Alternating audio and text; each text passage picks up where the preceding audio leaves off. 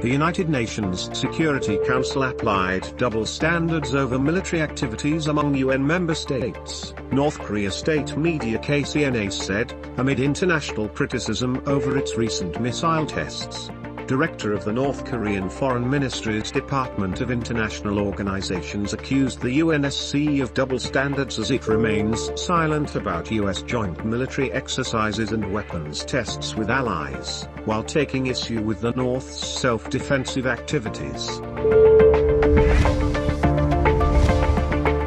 Iran's foreign minister said that US officials tried to discuss restarting nuclear talks last month, but he insisted Washington must first release $10 billion of Tehran's frozen funds as a sign of goodwill.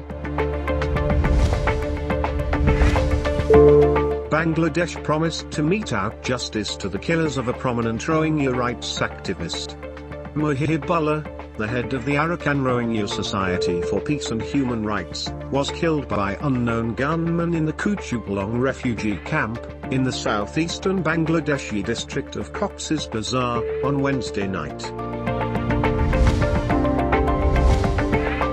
Expo 2020 Dubai, a major world fair that opened last week, on Sunday said 3 workers on the project had died after contracting COVID-19, revising up the number of fatalities since 2015 to 6 workers.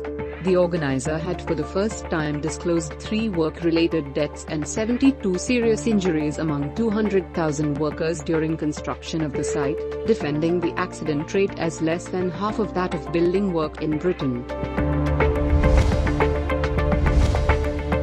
Around 1,000 Taliban supporters attended a rally on Sunday in a vast field to the north of Kabul, in a show of strength as they consolidate their rule of Afghanistan. America is defeated, impossible, impossible, but possible, one song said. What on Iraq will hold parliamentary elections on October 10th, a year ahead of schedule, to appease an anti-government protest movement as corruption and economic crisis continue to plague the country.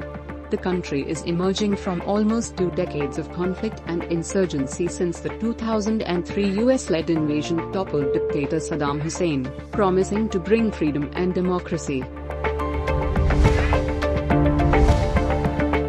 An explosive date to of offshore companies under the Pandora Papers name is to make headlines around the world and at the same time, send shockwaves in Pakistan. The leak is to uncover the financial secrets held by high-profile individuals in the world, while naming current and former leaders from different countries, public officials, billionaires etc. This investigation involved more than 600 journalists in 117 countries, making it the biggest ever journalism partnership. Tropical cyclone Shaheen bore down on Oman on Sunday, prompting authorities to delay flights to and from the capital, Muscat, and to urge residents to evacuate coastal areas. The eye of the storm was about 60 kilometers from Muscat and it was carrying top winds of 120 km/h or more, a joint statement by the country's hazard, weather and civil aviation agencies said. Some 3,000 pedophiles have operated inside the French Catholic Church since 1950, the head of an independent commission investigating the scandal told foreign media days ahead of the release of its report.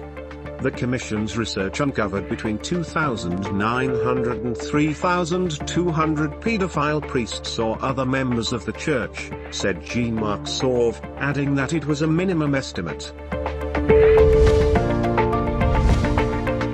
With tensions mounting between the Taliban regime in Afghanistan and Tajikistan, Prime Minister Imran Khan on Saturday stepped in to diffuse tensions, according to a diplomatic source. Minister Imran Khan held telephonic conversation with President Emomali Rahmon of Tajikistan today, the Prime Minister office said in a statement.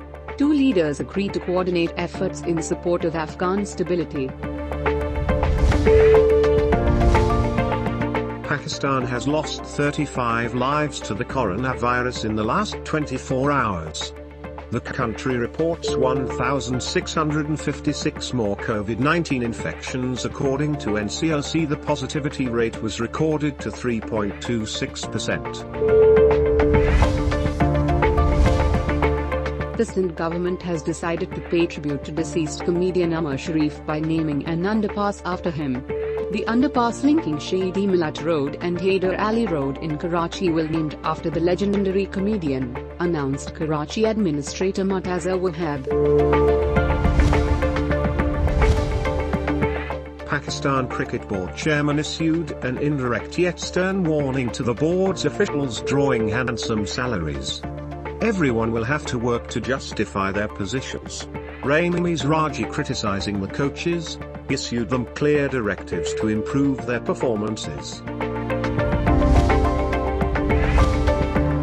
Researchers measured the reflectance or albedo of Earth by observing the Earth shine that illuminates the Moon. The measurements showed that Earth is now reflecting about half a watt less light compared to 1998, the equivalent of a 0.5% decrease in Earth's reflectance. The brightness of Earth depends on both the amount of sunlight reaching it and the reflectiveness of the planet.